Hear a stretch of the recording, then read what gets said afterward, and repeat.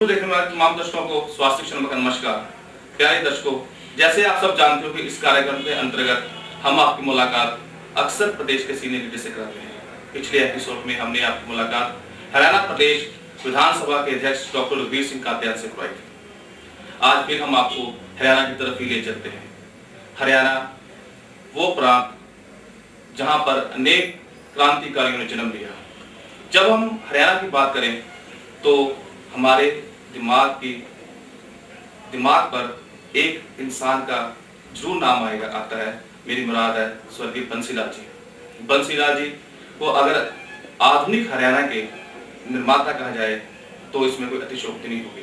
और आज हमारे बीच में उसी परिवार से संबंधित उनके पुत्र स्वर्गीय चौधरी सुरेंद्र सिंह जी की धर्मपत्नी श्रीमती किरण चौधरी हमारे बीच में मौजूद हैं, जो वर्तमान हरियाणा सरकार के अंदर हरियाणा सरकार में फॉरेस्ट और टूरिज्म मिनिस्टर हैं, जो आज हमारे बीच में मौजूद हैं।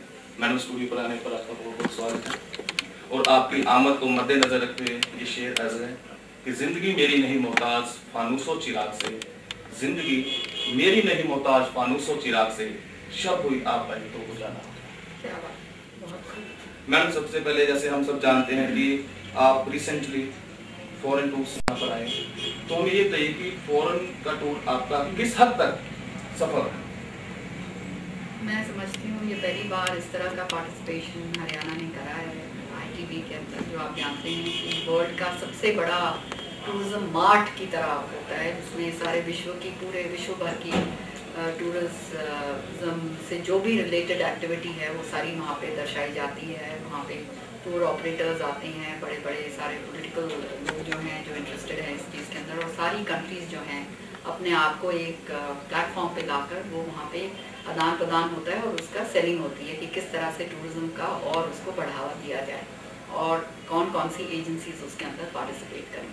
तो इस बारी जब मैं और मेरी डेलीगेशन के अंदर मेरी सेक्रेटरी केसनी आनंद और हमारी MD सतवंती जी, हम लोग तीनों वहाँ गए, उसका हमारे को बहुत फ़ायदा मिला क्योंकि पूरे वहाँ पर ITB के अंदर हमारे को बहुत कुछ सीखने को मिला और हरियाणा को एक ऐसा प्रोजेक्शन जो शायद पहले कभी नहीं मिल पाया था वो हमने वहाँ पे करने की प्रयत्न किया।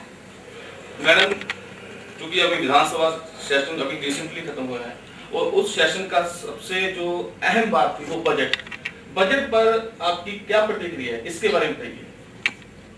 देखिए, मैं समझती हूँ हमारी सरकार ने जो बजट पेश करा है इससे तो अच्छा और कोई बजट हो ही नहीं सकता। कोई टैक्स नया नहीं लगाया, इतनी सारी एग्जेम्पशंस दी गई हैं, इतना ज़्यादा सरप्लस पैसा आ रहा है, हमारी GDP इतनी तेज़ी से बढ़ रही है, इकोनॉमिक एक्टिविटी इतनी तेज़ हो रही है, तो ये तो प्रदेश के लिए बहुत ही अच्छी बात है और हरियाणा के लोगों के लिए ख़ास तौर से बड़ी खुशी की बात है कि ऐसा बजट पेश करा गया जिसने हर वर्ग की तरफ देखा है, कोई नए टैक्सेस नहीं लगाए हैं और जो जहाँ कमियाँ आ रही हैं उनको पूरा करने की कोशिश करी है। तो मैं बधाई देती हूँ अपने FM साहब को और अपने मुख्यमंत्री जी को, जिन्होंने एक ऐसा सराहनीय बजट असेंबली के अंदर पेश करा। मैडम, जैसे मैंने पिछली बार आपसे क्वेश्चन किया था, आप दक्षिण साउथ हरियाणा से बिलोंग करते हैं और साउथ हरियाणा की सबसे बड़ी जो प्रॉब्लम रही है एक बिजली की रही है और साथ में सिंचाई की, पानी की।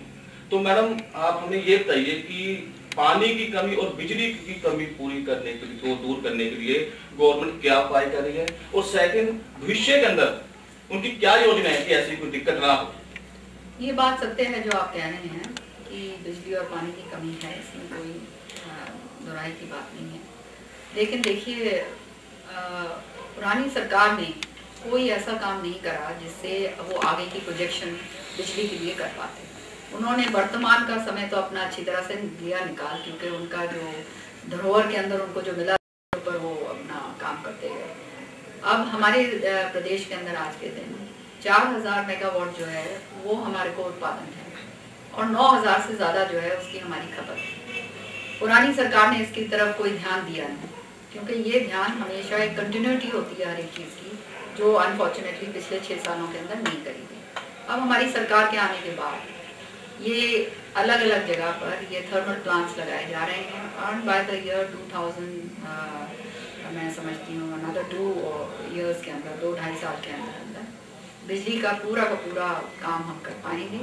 जिस तरह से तेज़ी से काम चल रहा है और जो बिजली की किल्लत है जो अभी उसको कहते हैं दूर करने में बहुत ज़्यादा सक्षम हो पाएंगे। हमारा नियत तो ये है कि हम एक ऐसा काम करें, स्टूडेंट काम करें कि थर्मल प्लांट्स लगाएं, सारा कुछ वो करें कि एक कैप्टिव जो इलेक्ट्रिसिटी है वो हमारा प्रदेश खुद ही जनरेट कर सके और बाहर भी भेज सके। तो योजना तो ऐसी है कि कोई भी सरकारें कोई भी आए कोई जाए, लेकिन एक आम आदमी जो है उसको इस चीज़ की तकलीफ ना मिल पाए, जो किसान है उसको ना तकलीफ हो पाए, जो उद्योगपति है उसको तकलीफ ना हो पाए, और ये जो मूलभूत सुविधाएं हैं ये आराम से उपलब्ध हो पाए। साथ में ही यही बात पानी की आपने देखा पिछले सालों किस तरह से खाली एक ज़िले की तरफ ही सारा का सारा कंसंट्रेशन हुआ करता था। इस बार ही हमारे मुख्यमंत्री जी ने समान बंटवारे की बात करी है और दक्षिण हरियाणा के अंदर सचमुच में बहुत किल्लत है, इसमें कोई शक की बात नहीं। अब इसको आप जानते हैं कि वो SYL जो है वो तो अभी उस सब जुडिस मैटर है, उसके ऊपर तो कोर्ट्स ने जब तक फैसला नहीं देंगे उससे ऊपर कोई बात नहीं हो सकती। इसलिए उसको कैसे उससे आगे निकला जाए, हमारी सरकार ने 360 करोड़ की लागत से हांसी बुटाना लिंक कैनाल का जो है निर्माण किया और इस साल के एंड तक वो जो है कैनाल पूरा हो जाएगा और उसके बाद दक्षिण हरियाणा को पानी की कमी नहीं पड़ेगी। लेकिन इसके साथ में एक बात अपने दर्शकों को ये बात स्पष्ट तरीके से बताना चाहती हूँ कि जिस तरह से तेज़ी से पर्यावरण बिगड़ रहा है, जिस तरह से तेज़ी से अर्बनाइजेशन हो रहा है, उसके साथ साथ हम ये नहीं देख रहे हैं कि हमारी पेड़ों की कटाइयाँ भी हो रही हैं। ये आने वाले समय के लिए, और आपने देखा कि बिन मौसम बरसात होती है, बिन मौसम ओलावृष्टि होती है, सारे किसान जो हैं इस बार तो इतना बुरा हाल हुआ है कि पूरे प्रदेश के अंदर इतना नुकसान किया गया है। तो ये सारा का सारा नतीजा इसलिए हो रहा है कि हमने अपने पर्यावरण की तरफ ध्यान नहीं दिया। तो मैं तो सबसे ये रिक्वेस्ट करना चाहूँगी अपने आने वाले पुश्तों के लिए और अपने लिए, ये हमारे लिए आने वाली है कि हम ज़्यादा से ज़्यादा पेड़ लगाएं और उनका संरक्षण करें। इसको एक जन जागरण अभियान की तरह चलाया जाए, नहीं तो आने वाला समय बहुत बुरा होगा। अगर नदियों में पानी ही नहीं होगा तो पानी कहाँ से हम कैनाल्स के अंदर लेकर आएंगे, आप समझते हैं। और पानी जो है वो जीवन स्रोत है, अगर वो पानी नहीं है तो फिर जीवन ही नहीं है। इसलिए बहुत ज़रूरी है कि हम अपने पर्यावरण को प्रोटेक्ट करें, उसका संरक्षण करें और उसी के बाद सरकारें जो हैं वो अपना जो इंफ्रास्ट्रक्चर जो ले करेंगी उसका फायदा उठाएं। मैडम जैसे हम सब जानते हैं कि इस बार जो सेशन था उसके अंदर 3 विधेयक पास हुए हैं। सुबह हमने डॉक्टर कृष्ण कातियान से भी क्वेश्चन किया था कि एक हुआ हरियाणा ग्रामीण विकास प्राधिकरण खरड़ा, सेकेंडली पुलिस एक्ट संशोधन, तीसरा हुआ है रजिस्ट्रेशन सोसाइटी एक्ट संशोधन। तो इसमें आपकी क्या प्रतिक्रिया है, इससे होने से हरियाणा प्रदेश के लोगों को किस हद तक सुविधाएं मिलेंगी? देखिए ये बिल्स बनाए इसलिए गए हैं कि सुविधा मिले, क्योंकि जो पुराने उसके अंदर जो कमियां थी उनको पूरा करा जाए। और ये जो पुलिस एक्ट जो बनाया गया है ये तो हरियाणा ने सबसे पहल करी है इसके ऊपर, क्योंकि सुप्रीम कोर्ट के आदेश हैं और कि मेरे ख्याल में 31 मार्च तक के सबमिट करना है। तो हमारा प्रदेश पहला प्रदेश है जिसने इस तरह से बनाया है। और हर एक बिल को जब बनाया जाता है तो नेचुरली उसके पीछे मंशा ये होती है कि उसको आम आदमी की तरफ आम आदमी तक उसका फ़ायदा पहुँचे।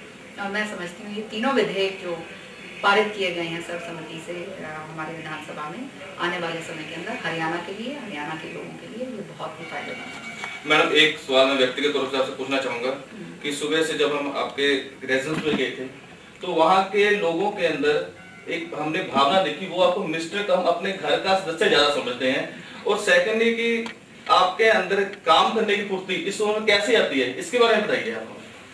ये तो प्रभु की कृपा है जी, और नियत साफ है और काम करने की इच्छा है। तो जो भी जब निष्ठा हो, ईमानदारी हो, काम करने की इच्छा हो तो सब कुछ ठीक ही हो जाता है। और जब इतने लोग इतना अपनापन देते हैं, इतना प्यार देते हैं, चौधरी सुरेंद्र सिंह जी के लोग जो हैं कोने कोने के हरियाणा में और बाहर फैले हुए हैं, वो अपने परिवार की तरह मुझे समझते हैं। तो ये तो मेरा दायित्व है, मेरा फ़र्ज़ है कि मैं भी उनको संभालूं और मैं तो उनको अपने परिवार की तरह सबको मानती हूँ।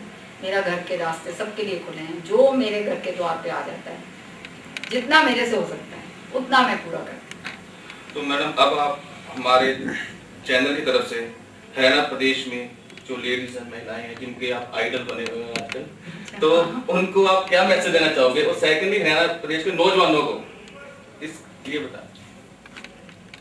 देखिए, महिलाओं को तो मैं एक बात कहूँगी कि आने वाला समय जो है वो महिलाओं का है। हमारे प्रदेश के अंदर हमारे जितनी भी जनसंख्या है महिलाओं की, बहुत हमारी कर्मठ, ईमानदार और काम करने वाली हमारी महिलाएं, उनको आगे बढ़ना है। और जब तक महिलाओं का पूरी तरह से भागीदारी नहीं होगी तो कोई भी प्रदेश का विकास नहीं हो सकता। और हमारे प्रदेश में तो खासतौर से गांव के लेवल पे मैंने देखा है काम ही ज़्यादा महिलाएं करती हैं। ये बात और है कि उनको पीछे पिछाड़ दिया जाता है, लेकिन और ये जो भ्रूण हत्या का जो पाप जो है, घोर पाप, महापाप जो हो रहा है, और हमारे प्रदेश के अंदर इतनी तेज़ी से हुआ, पर उसके ऊपर भी संरक्षण किया गया है। मैं बहनों को ये कहना चाहूँगी कि अपनी आत्मनिर्भर बने और अपने आप को पूरा सक्षम समझें कि वो किसी से कम नहीं। जो कुछ वो ठान लें वो सबसे ज़्यादा और अच्छाई के साथ मैं समझती हूँ कर सकती हैं। क्योंकि महिला के अंदर जब वो एक दृढ़ संकल्प आ जाता है वो काम करने का, तो वो काम वो करके रहती है और इतना उसके अंदर आत्मशक्ति होती है। और ये मैंने खुद अपने आप अनुभव करा है। और हम सरकार की तरफ से बहुत सारी ऐसी योजनाएं महिलाओं के लिए बनाई हैं, जैसे हमारी पेंशन योजनाएं जो हैं, हमारी महिलाओं को उनके समय पर जो दलित महिलाएं हैं उनकी बच्चियों के लिए शादियों के टाइम पैसा देने के लिए, और बहुत सारी, और 33% आरक्षण दिया गया है महिलाओं के लिए। साथ साथ हम लोग हर एक विलेज के अंदर सेल्फ हेल्प ग्रुप्स कॉन्स्टिट्यूट कर रहे हैं। बाकी उससे हम फॉरेस्ट कमेटीज़ की तरफ से कर रहे हैं, जहाँ से हम महिलाओं का सशक्तिकरण कर रहे हैं कि जो महिलाएं जो हैं आर्थिक भाव से अगर अपने आप को सशक्त कर पाएंगी तभी वो सही मायने में उनकी सशक्तिकरण हो पाएगा। और मैं तो जहाँ महिलाओं का सवाल आता है वहाँ पे और भी बढ़ चढ़ के काम करती हूँ। इसलिए महिला बहनों से सबसे मेरा ये अनुरोध है कि डरो मत, आगे का समय आपका है। तो प्यारे दर्शकों, ये थे। और नवयुवकों के बारे में भी खास तौर से मैं उनको कहना चाहती हूँ, अपने बच्चों को, कि पढ़ाई लिखाई करनी बहुत ज़रूरी है। ग्लोबलाइजेशन पूरे वर्ल्ड का हो रहा है, पढ़ाई लिखाई करोगे तब आगे बढ़ोगे। अपने आप को इतना सक्षम करो कि आगे बढ़कर आप लोग हरियाणा का और अपने इलाके का नाम पूरे आगे तरीके से अपना नाम उजागर कर सको। साथ ही साथ अपने जितनी एनर्जीज हैं उनको राइट डायरेक्शन के अंदर चैनलाइज करो, कोई गलत कामों के अंदर ना पड़ो, क्योंकि गलत कामों में पड़ने के बाद आदमी का जीवन जो है वो नष्ट हो जाता है। ये समय पढ़ाई लिखाई का है, साथ में खेल कूद का है, और एक बहुत ही पॉजिटिव ढंग से आगे बढ़ो। पूरा जो है नेशन जो है, फ्यूचर जो है वो आपके हाथ में। तो प्यारे दोस्त and tourist minister Shrimati Kiran Chaudhary, एक बार इनके बारे में मैं जरूर कहना चाहूंगा कि ऑल इंडिया कांग्रेस कमेटी अध्यक्ष श्रीमती सोनिया गांधी जी के डिस्ट्रिक्ट में बहुत कम लोग हैं जिन पर वो विश्वास करती हैं, और ये हरियाणा का सौभाग्य है कि उनमें एक नाम श्रीमती किरण चौधरी जी का भी आता है। मैडम, स्टूडियो पर आने पर आपका बहुत बहुत धन्यवाद। और हम ये भगवान से दुआ करते हैं कि जो मंशा लेकर ऑल इंडिया कांग्रेस कमेटी अध्यक्ष श्रीमती सोनिया गांधी जी ने और चौधरी भूपेंद्र सिंह हुड्डा जी ने